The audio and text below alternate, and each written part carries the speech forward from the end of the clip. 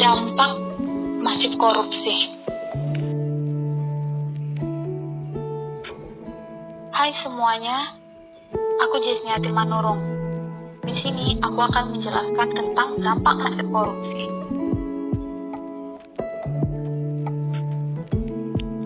Sebelumnya kita harus mengetahui dulu apa itu korupsi.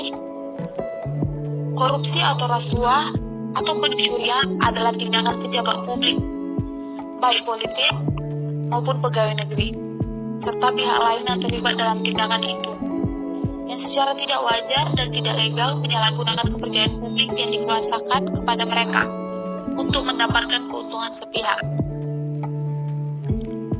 Tahukah kamu apa saja dampak dari korupsi? Korupsi mempunyai dampak buruk yang dapat terjadi di segala bidang yang ada. Tindakan korupsi dinilai sangat buruk karena merugikan banyak orang. Tindakan ini tidak hanya dilakukan oleh orang-orang yang memiliki jabatan tinggi saja. Korupsi juga bisa dilakukan pada hal-hal kecil seperti pembohong.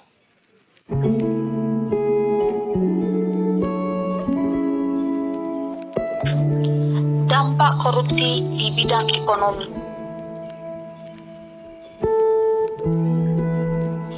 Dampak masif korupsi terhadap ekonomi yang pertama yaitu penurunan produktivitas.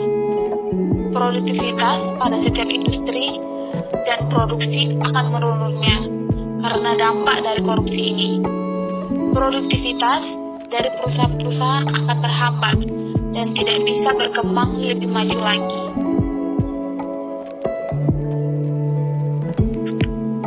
Yang kedua, meningkatnya utang negara. Korupsi tentunya akan memperburuk keuangan negara. Selain sebelumnya negara memang sudah punya utang dengan negara lain. Dengan adanya korupsi, justru utang itu akan semakin bertambah. Para maling uang rakyat ini tidak sadar diri bahwa apa yang ia lakukan dapat memperburuk keadaan negara.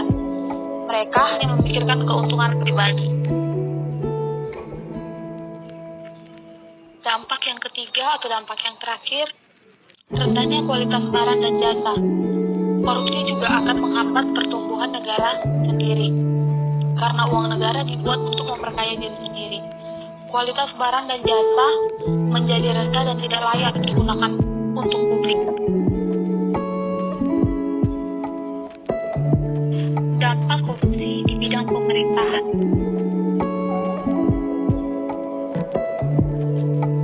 Yang pertama yaitu birokrasi tidak efisien. Birokrasi memiliki tujuan untuk memberikan pelayanan kepada publik. Namun bagaimana jika pelayanannya sangat sulit dan berbelit-belit? Tentu masyarakat akan merasa kesulitan jika ingin mengurus dokumen-dokumennya. Yang kedua, etika sosial yang mati. Dengan adanya tindakan korupsi dari satu anggota kelompok, maka anggota lain akan menutupi tindakan tersebut dengan berbagai cara. Hal ini merugikan masyarakat dan negara, tentunya sangat mengecewakan, karena wakil rakyat malah menutupi kasus tindakan korupsi yang dapat merugikan masyarakat.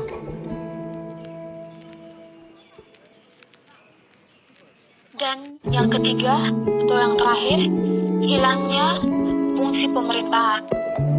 Korupsi memiliki dampak kepada pemerintah, karena tidak mampu menjalankan fungsi yang sebenarnya. Kondisi ini sangat mengkhawatirkan, karena yang ditakutkan korupsi semakin banyak terjadi, namun pemerintah semakin lunak.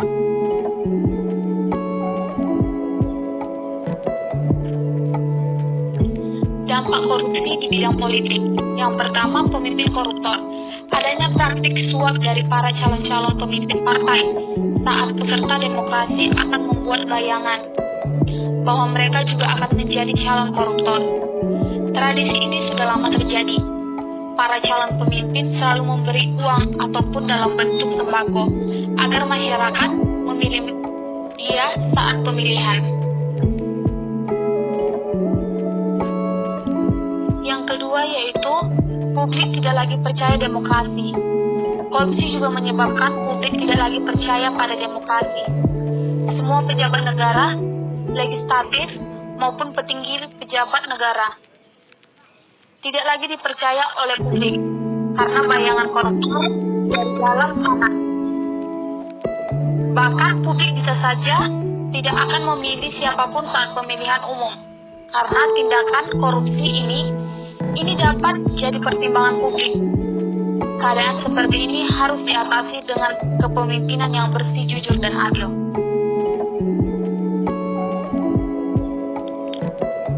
Yang ketiga yaitu menguatnya plutokrasi. Plutokrasi adalah sistem politik yang dikuasai oleh kamu yang memiliki modal besar. Setiap perusahaan besar memiliki hubungan dengan partai-partai tertentu. Beberapa pengusaha juga menjadi ketua partai politik tertentu. Ini membuat kepentingan perusahaan dan partai menjadi tidak sesuai. Dan dampak selanjutnya yaitu dampak korupsi di bidang pertahanan dan keamanan. Kerawanan pertahanan dan keamanan negara memang seharusnya memiliki pertahanan dan keamanan dari udara, darat, dan laut. Pertahanan dan keamanan ini harus dijaga dan difasilitasi dengan baik agar tidak ada penggangguan kedaulatan negara. Yang kedua, garis batas negara yang lemah. Korupsi juga menyebabkan masyarakat yang berada di garis batas negara mengalami kemiskinan. Tidak ada armada yang menjaga garis batas negara. Anggaran untuk rakyat dikorupsi. Hal ini menjadikan masyarakat yang berada di batas negara kesulitan mengakses air, listrik, pendidikan, dan lain-lainnya. Dan yang ketiga yaitu kekerasan dalam masyarakat. Kepercayaan masyarakat sudah hilang karena korupsi. Apa yang dikatakan pemerintah tidak dihiraukan lagi. Semua kebijakan pemerintah pun masyarakat tidak akan peduli. Mereka menganggap program pemerintah tidak akan mengubah apapun. Dan dampak yang terakhir yaitu dampak korupsi di bidang lingkungan. Yang pertama yaitu kualitas lingkungan rendah. Korupsi menyebabkan kualitas lingkungan menjadi rendah. Ini disebabkan oleh banyak faktor yang merusak lingkungan, sehingga kualitasnya menjadi rendah, seperti adanya kepentingan ekonomi, penebangan hutan, tambang yang dieksploitasi secara besar-besaran. Dan yang kedua, kualitas hidup yang menurun.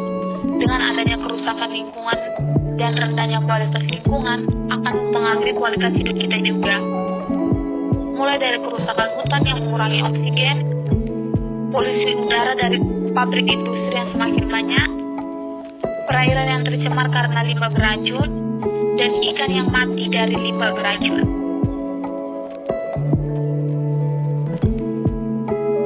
Nah teman-teman, itulah beberapa dampak korupsi di segala bidang.